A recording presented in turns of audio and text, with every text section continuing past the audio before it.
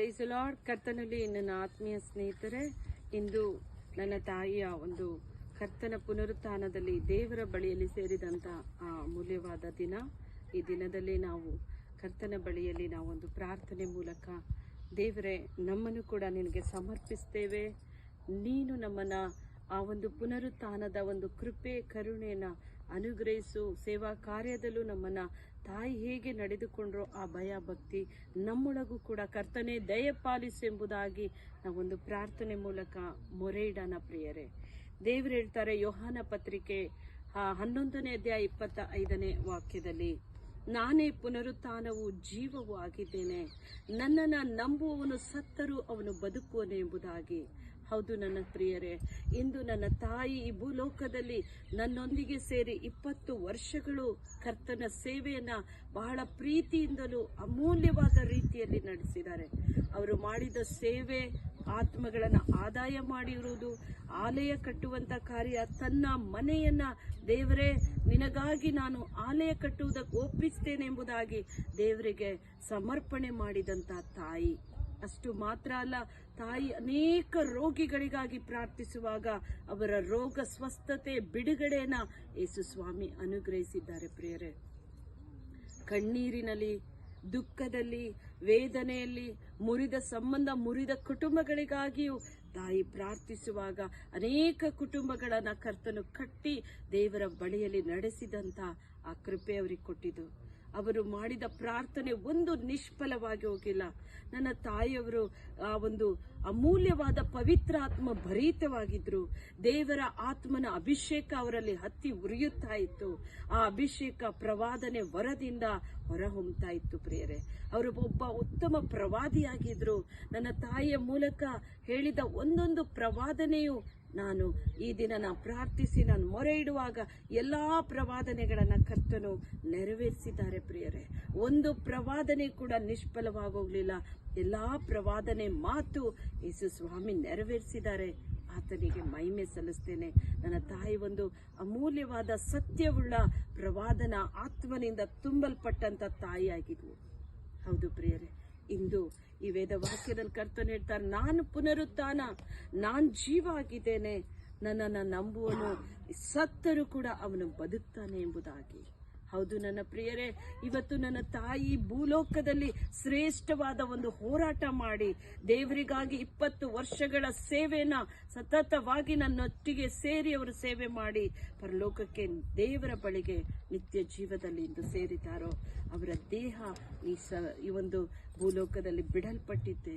ದೇವರು ತನ್ನ ಬಳಿಯಲ್ಲಿ ಆತ್ಮನನ್ನ ಸೇರಿಸಿಕೊಂಡು ಅವರಿಗೆ ಉತ್ತಮವಾದ ಒಂದು ಸ್ಥಳವನ್ನ ಕರ್ತನ ಖಂಡಿತ ಕೊಟ್ಟಿದ್ದಾರೆ ಪ್ರಿಯರೇ. ಆ ದಿವ್ಯ ದರ್ಶನ, ಆ ಒಂದು ಕನಸು ನನ್ನಲ್ಲಿ ದೇವರು ಪ್ರಕಟಗೊಳಿಸಿದ್ರು. ನನ್ನ ತಾಯಿ ಪರಲೋಕಕ್ಕೆ ಏರಿ ಹೋಗಿದ್ದನ್ನ ನಾನು ಕನಸಿನಲ್ಲಿ ಎಲ್ಲವನ್ನು ದೇವರು ತಿಳಿಯಪಡಿಸಿದ್ರು ಪ್ರಿಯರೇ. ದೇವರ ನಾಮಕ್ಕೆ ಮಹಿಮೆ ಆಗಲಿ.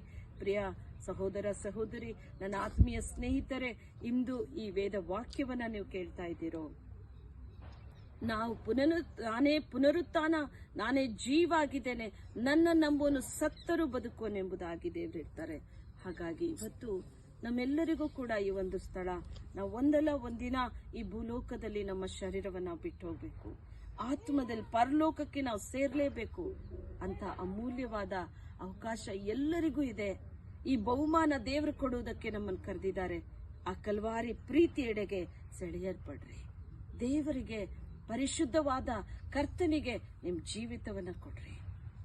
ನಾವು ಈ ಭೂಲೋಕವನ್ನ ಬಿಟ್ಟು ಹೋಗುವಾಗ ನಮ್ಮ ಆತ್ಮ ಪರಲೋಕದಲ್ಲಿ ತಂದೆ ಬಳಿ ಸೇರ್ಬೇಕು. ಯೋಹಾನಿಗೋ, ನನ್ನ ತಂದೆಯ ಬಳಿ ಆ ಪರಲೋಕದಲ್ಲಿ ಬಹಳ ಬಿಡಾರಗಳಿದೆ, ಅಲ್ಲಿ ನಾನು ನಿಮಗೋಸ್ಕರ ಸ್ಥಳವನ್ನ ಸಿದ್ಧ ಮಾಡಕ್ ಹೋಗ್ತಾ ಇದ್ದೇನೆ, ನಾನು ತಿರುಗಿ ಬಂದು ನಿಮ್ಮನ್ನ ಪರಲೋಕಕ್ಕೆ ಕರೆದುಕೊಂಡು ಹೋಗ್ತೇನೆ. ನಮ್ಮೆಲ್ಲರೂ ಕೂಡ ಸೇರುವಂತ ಅಮೂಲ್ಯವಾದ ಪರಿಶುದ್ಧ ಮನೆಯದು, ಪರಿಶುದ್ಧ ಲೋಕ, ಪರಲೋಕ. ಆ ನಿತ್ಯ ಜೀವದಲ್ಲಿ ನಮ್ಮ ಆತ್ಮಗಳು ಸೇರ್ಲೇಬೇಕು ಪ್ರಿಯರೇ. ಇಂದು ಸಂಪೂರ್ಣವಾಗಿ ನಿಮ್ಮನ್ನು ನೀವು ಒಪ್ಪಿಸ್ಕೊಡ್ರಿ. ಕರ್ತನೇ, ನೀನೇ ಪುನರುತ್ಥಾನ, ನೀನೇ ಜೀವ ಆಗಿದ್ದಿ, ನಿನ್ನ ನಂಬುವವನು ಒಂದು ಸತ್ತರೂ ಕೂಡ ಅವನು ಬದುಕ್ತಾನೆ. ಹಾಗೆ ನಾವು ದೇಹ ಬಿಡಲ್ಪಡುತ್ತೋ ನಮ್ಮ ಆತ್ಮ ಪರಲೋಕದಲ್ಲಿ ಸೇರುತ್ತೆ. ಅಪ್ಪ, ನಾವಿಂದು ಏನು ಅರಿಯದ ಸತ್ಯದ ಮಾರ್ಗವನ್ನು ಬಿಟ್ಟು ನಾವು ಎಡಕ್ಕೆ ಬಲಕ್ಕೆ ಹೋಗಿರ್ಬೋದು, ನಾವು ದೇವರೇ ನಿನ್ನನ್ನು ಬಿಟ್ಟು ತಳ್ಳಿ ಹಾಕಿ ನಾವು ದೂರ ಮಾಡಿ ಹೋಗಿರ್ಬೋದು, ದುಷ್ಟ ಅಭ್ಯಾಸದಲ್ಲಿರ್ಬೋದು, ಪಾಪದಲ್ಲಿರ್ಬೋದು. ಆದ್ರೆ ಕರ್ತನೆ, ಒಂದು ದಿನ ಎಲ್ಲರೂ ಕೂಡ ಈ ಭೂಮಿಯನ್ನ ಬಿಟ್ಟು ಹೋಗುವಂತ ಸಮಯ. ಆದ್ರೆ ನನ್ನ ಆತ್ಮ ನಶಿಸಿ ಹೋಗಬಾರ್ದು, ಅದು ನಿತ್ಯ ಜೀವದಲ್ಲಿ ಸೇರ್ಬೇಕು, ಆ ಪವಿತ್ರ ಲೋಕಕ್ಕೆ ನಾನು ಸೇರ್ಬೇಕು ತಂದೆ ಅಂತ ಇಂದು ಒಪ್ಪಿಸಿಕೊಡ್ರಿ. ನಿಮ್ಮ ಆತ್ಮ ಪರಲೋಕಕ್ಕೆ ಸಂಪೂರ್ಣವಾಗಿ ಕರ್ತನ ಬಳಿಯಲ್ಲಿ ಸೇರಲ್ಪಡ್ಬೇಕಂದ್ರೆ ಒಪ್ಪಿಸಿ ನೀವು ಮನಪೂರ್ವಕವಾಗಿ ಪ್ರಾರ್ಥನೆ ಮಾಡಿ. ನಾವೆಲ್ಲ ಈ ಭೂಲೋಕದಲ್ಲಿ ದೇವರಿಗಾಗಿ ನಾವೇನಾದ್ರೂ ಮಾಡಲೇಬೇಕು ಪ್ರಭು. ಕರ್ತನ ದೇವರ ಕಾರ್ಯವನ್ನ, ಸೇವೆಯನ್ನ ಶ್ರೇಷ್ಠವಾಗಿ ಕರ್ತನ ಬಳಿಯಲ್ಲಿ ಮಾಡಿ ಮುಗಿಸಿ ದೇವರ ಬಳಿಗೆ ಹೋದ ತಾಯಿಯಂತೆ ನಾವೆಲ್ಲರೂ ಕೂಡ ಭೂಲೋಕದಲ್ಲಿ ದೇವರಿಗೋಸ್ಕರ ಏನಾದ್ರೂ ಮಾಡೋಣ. ಒಪ್ಪಿಸ್ಕೊಳ್ರಿ ಇವತ್ತು.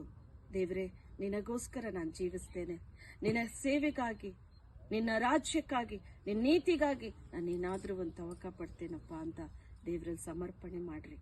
ಕರ್ತನು ನಮ್ಮೆಲ್ಲರ ಆತ್ಮ ಪರಲೋಕದಲ್ಲಿ ನಿತ್ಯ ಜೀವದಲ್ಲಿ ಸೇರಿಸುವುದಕ್ಕೆ ಸಿದ್ಧರಾಗಿದ್ದಾರೆ.